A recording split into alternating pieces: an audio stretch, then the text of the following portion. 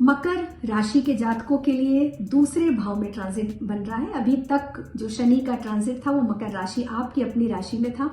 तो पिछले जो 2-2.5 साल से आप चिंताग्रस्त थे या जिस भी तरह की परेशानियों से आप जूझ रहे थे उससे निश्चित ही आपको निजात मिलने वाली है।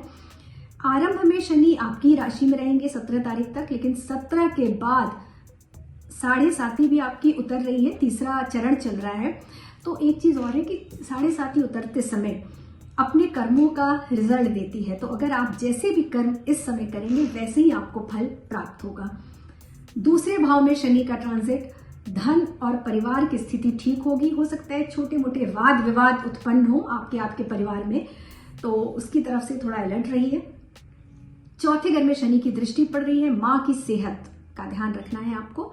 भौतिक सुख सुविधाएं निश्चित ही आपकी बढ़ने वाली हैं। आप अपने लग्जरी पे, अपने सुख सुविधाओं पे बहुत व्यय करने वाले, खर्च करने वाले। 8वें भाव पर भी शनि की दृष्टि है, तो 8वां भाव शनि देव की अगर दृष्टि होती है तो वो भी थोड़ा स्वास्थ्य के लिहाज से कमजोर हम मानते हैं। तो अपने स्वास्थ्य का ध्यान रखिए। अगर आप नॉनवेज खाते हैं तो नॉनवेज खाना इस साल कम से कम कर दीजिए। स्वास्थ्य की दृष्टि से भी देखा जाए तो ये वर्ष मिला जुला है, और 11वें घर पे जो शनि की दृष्टि है वो हम कह सकते हैं कि बेहतरीन है। आपको कहीं ना कहीं समाज में सम्मान मिलेगा, ऑनर मिलेगा। जिस भी क्षेत्र में है, अगर आप किसी कला के क्षेत्र में हैं तो कला के क्षेत्र में आपको एक बहुत अच्छा सम्मान इस वर्ष मिलने की संभावना है। कुंभ राशि के जातकों की बात करें तो आपकी अपनी राशि में ही शनि का ट्रांजिट है। अपनी राशि में शनि का ट्रांजिट अच्छा है, लेकिन साल की अगर हम शुरुआत की बात करें तो थोड़ी सी परेशानी रह सकती है, क्योंकि 12वें भाव में शनि चल रहे हैं तो हेल्थ की दृष्टि से थोड़ी सी परेशानी हो सकती है। लेकिन 17 जनवरी के बाद समय ठीक है। कुंभ में जब शनि देव आ जाएंगे तो ठीक रहेगा, पर 7.5 का दूसरा चरण है तो आपको अपने कर्मों पर बहुत ज्यादा फोकस रहना है, ध्यान रखना है। छोटी यात्राएं करेंगे आप।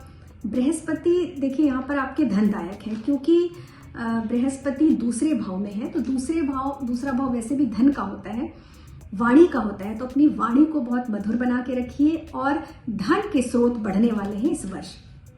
छोटी यात्राएं होनी है। 7वीं दृष्टि शनि की 7वें भाव पर पड़ रही है, स्पाउस हाउस पे पड़ रही है। तो मैरिड लाइफ के चैलेंजेस आपको थोड़ा देखने पड़ेंगे। व्यापार में भी कुछ मंदी आ सकती है। 10वें घर पर दृष्टि है शनि की, वो अच्छी है। काम स्लो होगा लेकिन काम बनेगा जरूर। आत्म मंथन का समय है इस वर्ष आपको, क्योंकि आपकी ही राशि में शनि का ट्रांजिट है तो आपको आत्म मंथन करना है, धैर्य रखना है इस वर्ष, और बजरंग बली की आराधना करते रहनी है। मीन राशि की अगर हम बात करें तो बहुत अच्छी शुरुआत हो रही है। आपकी अपनी राशि में गुरु बृहस्पति हैं, और अपनी राशि का गुरु वैसे भी बहुत अच्छे फल देने वाले होते हैं। आप बहुत उत्साह जुनून के साथ साल की शुरुआत करेंगे। आत्मविश्वास आपका पूरा भरा पूरा रहेगा। अप्रैल तक समय देखा जाए तो बहुत अच्छा है, क्योंकि अप्रैल के बाद गुरु दूसरे भाव में ट्रांजिट करेंगे। दूसरे भाव में भी गुरु अच्छे हैं, लेकिन आपकी अपनी राशि में जो गुरु का रिजल्ट है वो बेहतरीन है। 7.5 का पहला चरण शुरू हो रहा है। डरने की आवश्यकता नहीं है, क्योंकि पहला चरण उतना प्रभावी नहीं होता है। और सबसे बड़ी बात, शनि अगर आपने अच्छे कर्म किए हुए हैं तो आपको 7.5 से डरने की बिल्कुल भी आवश्यकता नहीं है, क्योंकि शनि देव सिर्फ उन्हीं को परेशान करते हैं जिनके कर्म अच्छे नहीं होते हैं, जो किसी दूसरे का हक मारते हैं। खास तौर से शनि देव उनके लिए थोड़ा क्रुद्ध होते हैं। तो इसलिए आप अपने कर्मों पर ध्यान दीजिए।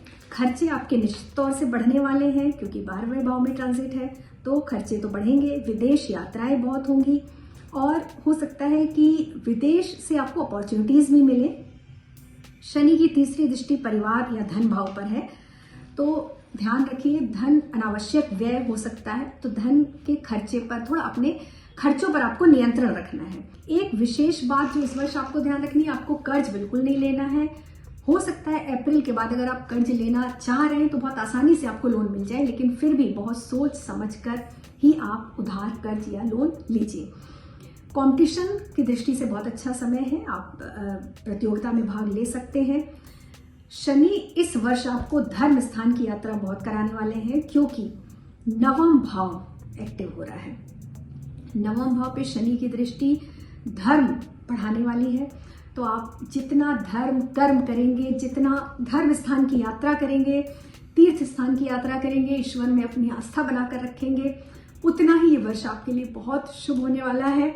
नव वर्ष 2023 आप सभी के लिए बहुत बहुत शुभ हो, बहुत मंगलमय हो, बहुत ढेर सारी शुभकामनाएं नव वर्ष के लिए। ओम नमः शिवाय।